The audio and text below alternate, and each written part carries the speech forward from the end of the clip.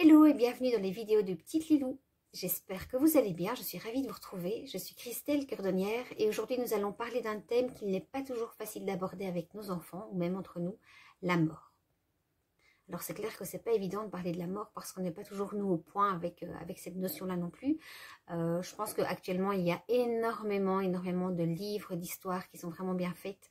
Je pense notamment au site Papa Positive qui a un onglet spécial sur la mort avec plein de lectures qu'on peut utiliser en fonction du thème de la mort, que ce soit la maladie, la vieillesse ou autre.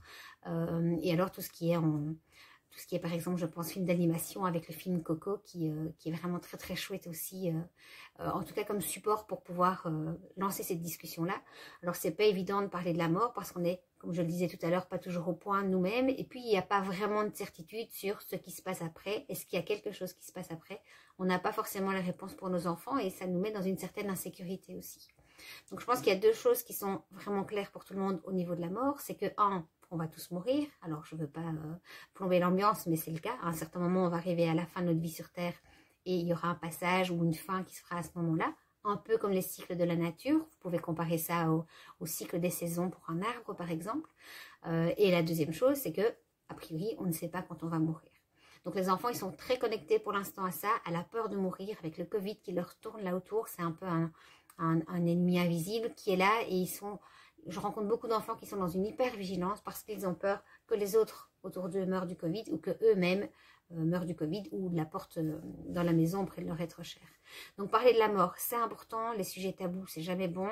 Avant de démarrer cette discussion, voyez peut-être un petit peu avec vos enfants si demandez-leur eux ce qu'ils savent, ce qu'ils pensent, où ils en sont au niveau de leurs croyances par rapport à la mort, et ça vous permettra de pouvoir détailler, d'aller plus loin en partant en tout cas de ce que eux savent déjà. Donc voilà, donc la question qui revient souvent, c'est mais qu'est-ce qui se passe après? Donc clairement, comme je dis aux enfants, il n'y a jamais personne qui est mort et qui est revenu faire un tuto sur YouTube pour nous expliquer comment ça se passe. Je pense qu'on a tous des croyances différentes en fonction de nos histoires, en fonction de notre culture, du pays dans lequel on habite. Et je trouve que c'est une chouette façon de pouvoir élargir l'esprit des enfants, de pouvoir aller voir un petit peu, voilà, il y a des tribus où par exemple, une fois qu'on est mort, eh bien, c'est vraiment, c'est une fête, c'est le passage de l'âme vers un autre monde, et donc c'est vraiment, voilà, on va chanter, on va danser, on va célébrer ce passage. Il y a des tribus où justement il va y avoir les pleureuses des tribus, des cultures, où il y aura des pleureuses qui vont vraiment exprimer leur chagrin d'abord, et puis le chagrin de tout le monde autour. Il y a des personnes qui pensent que après la mort, il n'y a plus rien, fin de l'histoire.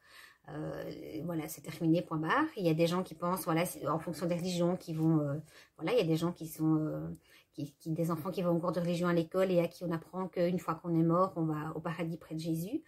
Il y a des gens qui pensent qu'on va se réincarner dans un animal, des gens qui pensent qu'on va se réincarner en un nouvel être humain qui va commencer une nouvelle vie. Quelque part, il n'y a aucune certitude sur toutes ces croyances-là. Donc moi, je m'appuie sur le fait qu'il est important que les enfants aient une croyance qui leur fait du bien dans le cœur. Je l'ai vécu dans ma classe avec le décès d'une de mes petites élèves et on a vraiment discuté de dire, voilà, alors clairement on se décharge et on dit tout ce qu'on a sur le cœur par rapport à cette mort qui est pas juste, qui nous rend triste, qui nous met en colère, vraiment un espace de parole pour que chacun puisse s'exprimer.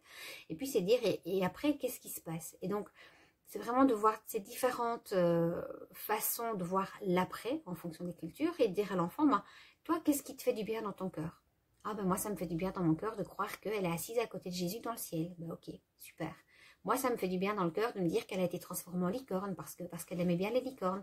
Ok, super aussi. Il faut rester cohérent. Le petit garçon qui m'a dit, je pense qu'elle a changé de pays et que c'est pour ça qu'on la voit plus, c'est pas ok. Non, elle n'a pas changé de pays, elle n'est plus là, point. L'enfant doit l'entendre.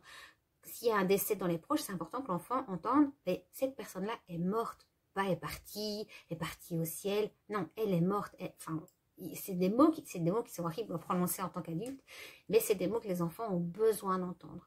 Et puis après, c'est de pouvoir avoir suffisamment de recul et de lâcher prise et de dire, moi j'ai mes croyances en tant qu'adulte, et peut-être que mon enfant n'a pas les mêmes. Le principal, c'est de choisir une croyance qui lui fait du bien à l'intérieur de son cœur et qui, au fur et à mesure du temps qui va passer, va pouvoir alléger la tristesse. Donc, mettez vos mots à vous, laissez les enfants s'exprimer, voyez un petit peu à partir d'où ils vont démarrer cette conversation, quel est le point de départ par exemple.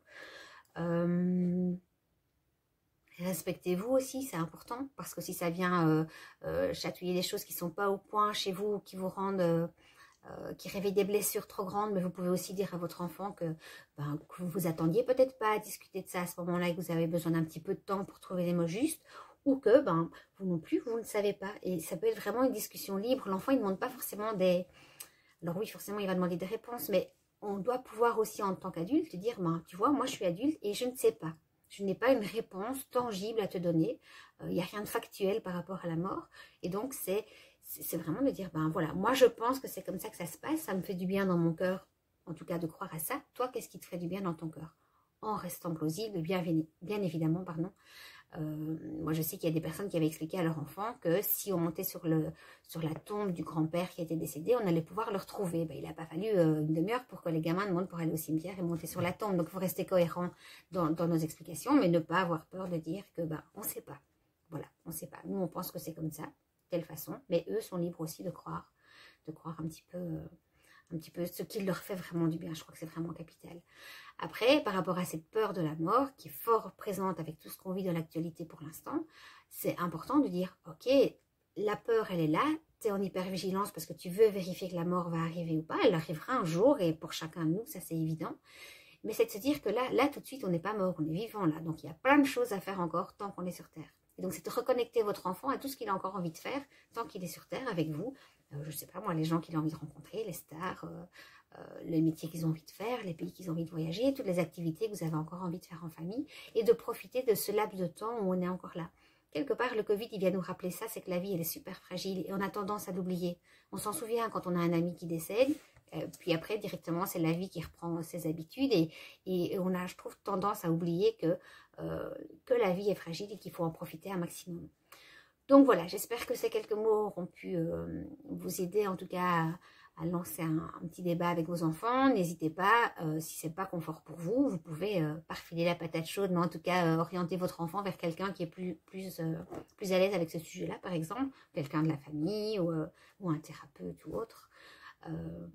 Mais voilà, respectez-vous, respectez votre enfant aussi et n'hésitez pas à dire à votre enfant, mais je ne sais pas. Parce que là, clairement, on n'a pas des réponses complètement scientifiques sur le sujet. Si vous pensez que cette vidéo peut être utile à quelqu'un d'autre, n'hésitez pas à la partager, à vous abonner à la chaîne YouTube. Comme ça, c'est le but du jeu, c'est qu'il y ait un maximum de gens qui puissent avoir des clés pour avancer, pour aller mieux, pour traverser ces périodes qui ne sont pas faciles. Et puis, encore une fois, ce n'est qu'un partage de mes expériences. Vous en faites encore ce que vous voulez après. Prenez en tout cas ce qui vous fait du bien et n'hésitez pas à partager autour de vous. Voilà, je vous souhaite le meilleur et je vous dis à bientôt. Ciao.